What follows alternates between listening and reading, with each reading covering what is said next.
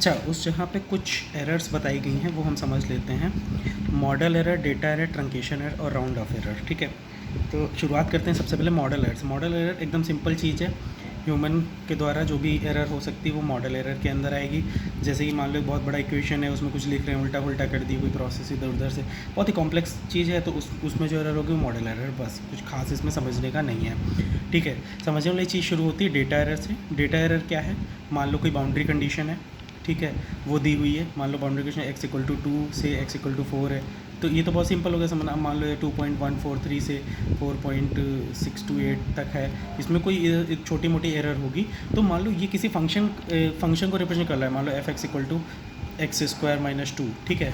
तो इसका मतलब है डेटा एरर क्या कर रहा है, अगर तुम्हारे इस डेटा में कोई एरर है तो ये इसमें fx में ये चीज़ और एनलार्ज हो जाएगी। ओके, तो ये है data error, means error in the data. मान लो ये छोटा सा डेटा है हमारे पास बाउंड्री कंडीशन का, इसमें एरर, इसका मतलब आगे आने वाली चीज़ें जो इस पर डिपेंडेंट है उसमें भी एरर्स आ जाएंगे। ठीक है, बस यही है डेटा एरर। ओके, तीसरा है ट्रंकेशन एरर, चौथा है राउंड ऑफ एरर। ठीक है, राउंड ऑफ एरर तो हम आगे समझेंगे, उससे पहले ट्रंकेशन एरर मैं सिंपल टर्म में बताता हूँ। कोई भी सीरीज है, वो मान लो इंडेफिनिट जा रही है, तो हम उसे इंडेफिनिट तो नहीं छोड़ सकते। ठीक है, जैसे एग्जांपल लेते हैं टेलर सीरीज़ का। टेलर सीरीज़ का बहुत सिंपल सा एग्जांपल है। इसमें क्या होता है कि हमारी पूरी सीरीज़ एक लंबी सी जाती है, तो हमें कहीं ना कहीं तो उसे ट्रंकेट करना ही पड़ेगा, ना कहीं रोकना पड़ेगा। ठीक है, तो ऐसा तो है नहीं हम कंप्यूटर को छोड़ देंगे चलते हुए कि चलो भाई इनफाइनाइट टाइम तक करते हो, तो वो तो करता ही रहेगा, तो घुसते ही रहेगा अंदर, जीरो के आगे पता नहीं कहाँ तक पहुँच जाएगा। तो हम एक जगह उसे रोकेंगे, तो लेकिन वो रियल वैल्यू से कहीं ना कहीं डिफ़र कर ही रहा होगा थोड़ा सा, चाहे वो 0.00001 कर रहा हो, तो वो जो एरर छोटा सा आता है वो होता है ट्रंकेशन एरर। ठीक है, कि हमने कहीं ना कहीं उसको ट्रंकेट कर दिया है। ठीक है, और ये राउंड ऑफ एरर होता है, कंप्यूटर की कुछ लिमिटेशंस होती हैं, उसकी वजह से वो इसको समझने के लिए हमें नंबर सिस्टम समझना ज़रूरी है, जो मैंने पहले पिछले उसमें वीडियो में बताया हुआ था। ठीक है, तो राउंड ऑफ एरर बाद में समझिए, पहले थोड़ा सा देख लें ट्रंकेशन एरर क्या था, जो समझाया गया है। ट्रंकेशन एरर में सिंपल जो अभी बात की, limiting a process, sorry, when a limiting process is truncated. Okay, जैसे एग्जांपल वही लिया था टेलर सीरीज़ का। मान लो fxi+1 निकालना है, xi पे fxi पता है, xi+1 पे fxi+1 निकालना है। ठीक है, तो सीधी सी बात है, इस केस में हम ये वाला फॉर्मूला लगाते हैं टेलर सीरीज़ का। ठीक है, और मान लो हमने इसे 2 डिजिट पे रोक दिया, सॉरी 2 टर्म्स के बाद यहाँ पे हमने इसे रोक दिया। अगर हम यहाँ रोक देते हैं तो इसके बाद ये जितना टर्म बचा, ये एक तरीके से उसमें से माइनस कर दो। ठीक है, ये टर्म जो बचा ये हो गया एरर, ये इतना ट्रंकेशन एरर हो गया बस। ठीक है, इसमें एक टर्म आता है अगला, reminder term, I don't know क्या होता है, उसमें दिया था, so I have kept it here, उससे पढ़ लेना। ठीक है, एंड बस इसमें ये इतना समझने वाली चीज़ है, जितने ज़्यादा टर्म्स हम आगे बढ़ते चले जाएंगे उतना ही कम एरर होगा, जितने हम कम टर्म रखेंगे उतना ही ज़्यादा एरर होगा। This is the truncation error, बस नथिंग एल्स। उसमें एक टर्म है एरर बाउंड, किस एरर की क्या रेंज होगी, you can understand it from that video. Okay, ठीक है, तो ये हो गया ट्रंकेशन एरर, सिंपल सा। ठीक, कि कोई भी प्रोसेस इनफाइनाइट तो जाएगी नहीं, बहुत लंबा सीरीज कहीं जा रहा है, तो हम उसको कहीं ना कहीं तो हम उसे रोकेंगे ही एक जगह बीच में, तो हम जहाँ रोक देंगे तो बाकी जितना बचा, जहाँ जो वैल्यू हमें एक्यूरेट नहीं मिली है, वो हमारा ट्रंकेशन एरर हो गया। ठीक है, अब आते हैं हम, ये तो चलो डेटा एरर तो पता ही है, जो भी बात की थी कि मान लो x में कोई एरर है, ठीक है, तो x + डेल्टा x करेंगे, fx + डेल्टा x निकालेंगे, तो fx और fx + डेल्टा x, तो इसमें जो एरर x होगा वो एरर fx में भी पहुंच जाएगा, और इसमें थोड़ा सा हो सकता है एनलार्ज ही हो जाए। ठीक है, तो ऑब्वियसली एनलार्ज ही होगा because that is a function, fx is a function of x। ठीक, तो ये था डेटा एरर, इसका भी डिटेल में पढ़ लेना। फिर आते हैं हम राउंड ऑफ एरर पे। तो राउंड ऑफ एरर के लिए जो मैंने बोला था समझना जो ज़रूरी है, उससे पहले नंबर सिस्टम का समझना। 3 टाइप के नंबर होते हैं, integer, fixed point, floating point. ठीक है, नंबर सिस्टम तो वो अलग चीज़ थी जो कंप्यूटर का है, और ये है कितने टाइप के नंबर होते हैं जो यूज करते हैं। तो ये भी इजी है, इंटीजर मतलब सिंपल इंटीजर्स, ठीक है, आइदर साइंड और अनसाइंड, जिसमें कि डेसिमल नहीं आएगा। ठीक है, साइंड मतलब जो है माइनस भी है प्लस भी है, अनसाइंड कोई नहीं, प्लस ही ओनली। ठीक है, अच्छा, फिर आता है फिक्स्ड पॉइंट। फिक्स्ड पॉइंट का मतलब जैसे पाई की वैल्यू अगर हम 3.14 पे रोक देते हैं तो ये हो गया फिक्स्ड पॉइंट।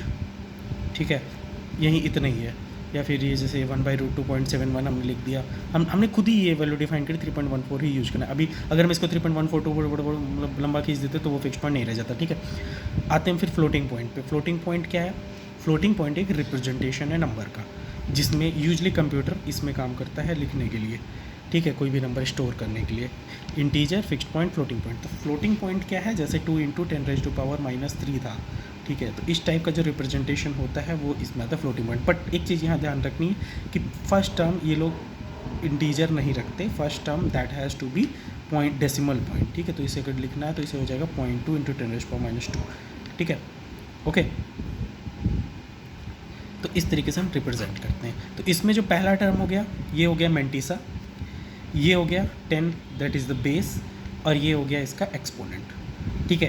तो ये 3 चीज़ें हो गई। तो इस और ये चीज़ प्लस या माइनस कोई भी वैल्यू हो सकती है, तो इसके लिए प्लस माइनस लगाया गया है, M for mantissa, B for base और P फॉर एक्सपोनेंट, ठीक है। तो अब जो है ये नंबर सिस्टम समझ आएगा, फ्लोटिंग पॉइंट वाला नंबर सिस्टम। अब हम यहाँ पर आते हैं कंप्यूटर में क्या होता है।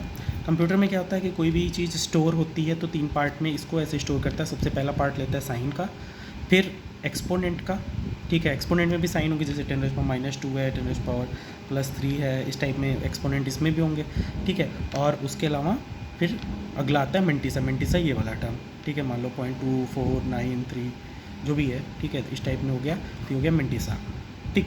तीनों को ऐसे ऐसे स्टोर करना है।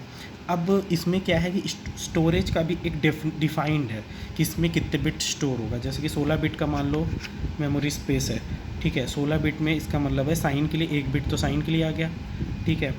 5 बिट ये देता है साइन एक्सपोनेंट को स्टोर करने के लिए, मेंटिसा को स्टोर करने के लिए 10 बिट देता है, ठीक है। तो मेंटिसा तो चलो ये डिजिट्स हो गए जो समझ आया। अब आते हैं थोड़ा सा यहाँ पे साइंड एक्सपोनेंट समझना है। साइंड एक्सपोनेंट में क्या है, अगर 5 बिट है इसका मतलब 5 प्लेस है, यूजली बाइनरी में स्टोर करता है हमारा कंप्यूटर। तो इसका मतलब है कि ये जा सकता है 2⁻0 से लेकर 2⁻4 तक, ओके। तो कभी कोई पूछे भाई 5 बिट आपके पास मेमोरी है तो कितना तुम्हारा वैल्यू रेंज कर सकती है, साइंड एक्सपोनेंट कहाँ तक जा सकती है, तो 2⁻4 तक जा सकता है, ठीक। तो 2⁻4, तो ये तो मैं एक फॉर द एग्जांपल ऐसे बता रहा हूँ। बाकी एग्जांपल जैसे उसमें दिया हुआ था कि 64 बिट का अगर है, 64 बिट में क्या होता है, 1 बिट यहाँ जाता है, 11 बिट इधर आएगा और 52 बिट यहाँ आएगा। 11 बिट का मतलब है 2⁻0 से शुरू होकर 2⁻11 तक ये वैल्यू जाएगी, ठीक है। तो इसका जो रेंज होगा ये होगा 2⁻11 मतलब 2047, तो 0 से 2047 तक जाएगी, मतलब ये 2048 होगा, -1 किया गया बिकॉज ये फार्मूला लेता है ये P = 2⁻n-1 ठीक है। इस तरीके से फार्मूला लेता है, ठीक। तो ये थोड़ा समझने वाली चीज़ है, व्हाटएवर।